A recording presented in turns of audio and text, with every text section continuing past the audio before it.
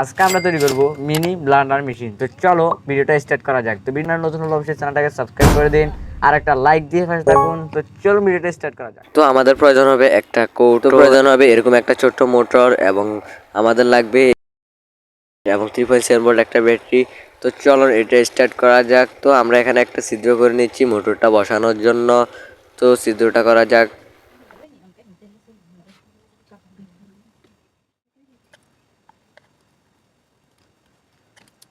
তো ছিদ্র করা শেষ, এখন আমরা এই যে মোটরটা এখানে বসাবো।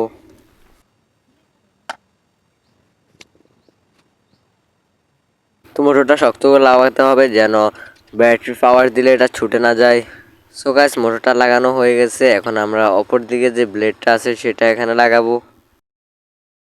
সেটা লাগানোর জন্য আমরা ছোট্ট একটা বোর্ড নিয়ে নিচ্ছি এবং সুপার গ্লু দিয়ে এটার সাহায্যে এখানে লাগিয়ে দিচ্ছি।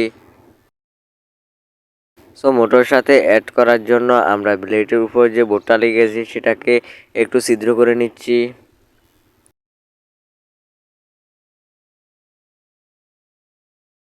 সেটা শক্ত করে লাগাতে হবে যেন এখানে যখন কিছু আমরা ব্লেন্ডিং করব তখন যেন এটা ছুটে না যায়।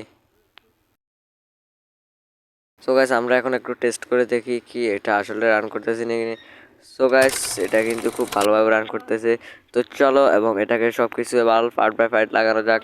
তো এখন আমরা এখানে একটা ছিদ্র করে নিয়েছি, দেখতে পাচ্ছেন কারেন্ট চলে গেছে। তো এখন আমরা আবার এটা ভালোভাবে সেট আপ করতে হয়েছে গাইস। তো এখন আমরা ব্যাটারি লাইন এবং সুইচের লাইনটা কিন্তু ঠিকমতো কানেক্ট করে দিচ্ছি।